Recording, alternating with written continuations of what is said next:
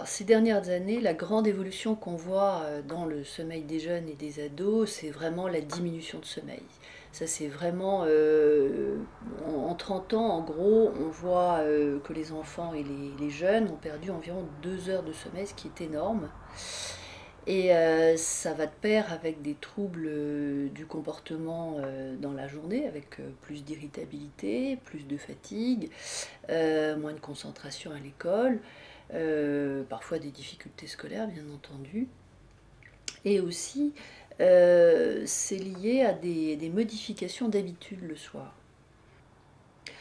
Alors pour ce qui est des conséquences à moyen et long terme, on sait que la privation de sommeil, il y a des études qui ont montré tout récemment, hein, qu'il y a vraiment des modifications en termes métaboliques, c'est-à-dire que les voies métaboliques ne se font plus de la même façon pour dégrader les aliments et pour contrôler l'appétit en particulier.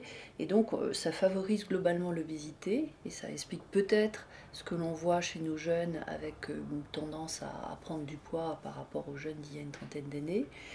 Et puis d'autre part, il y a aussi des troubles cardiovasculaires. Alors ça, on ne sait pas l'impact chez les jeunes, on sait l'impact chez les personnes plus âgées, mais il n'est pas exclu que même chez le jeune, la répétition pendant une dizaine d'années d'une privation de sommeil va pouvoir provoquer par exemple des hypertensions. Alors, ce qu'on voit dans les changements de comportement qui touchent, disons, les habitudes autour du sommeil, c'est essentiellement des jeunes qui passent de plus en plus de temps sur les écrans.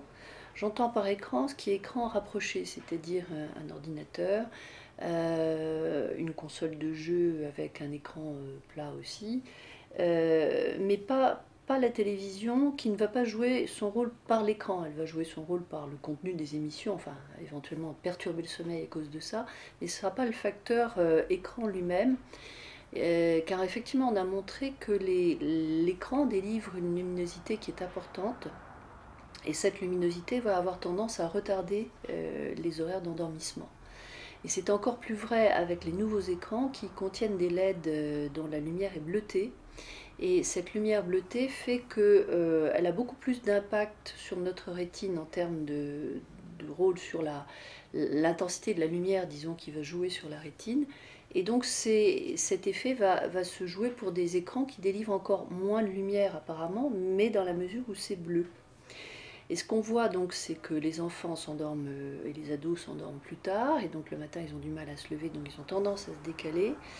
Et cet effet, en fait, de jour en jour, va s'amplifier parce qu'en général, en plus, le week-end, ils sortent. Et comme ils sortent, ils vont se coucher encore plus tard. Et la nuit la plus terrible, c'est la nuit du dimanche au lundi parce que là, il faudrait normalement se recaler. Ils sont dans la capacité de le faire.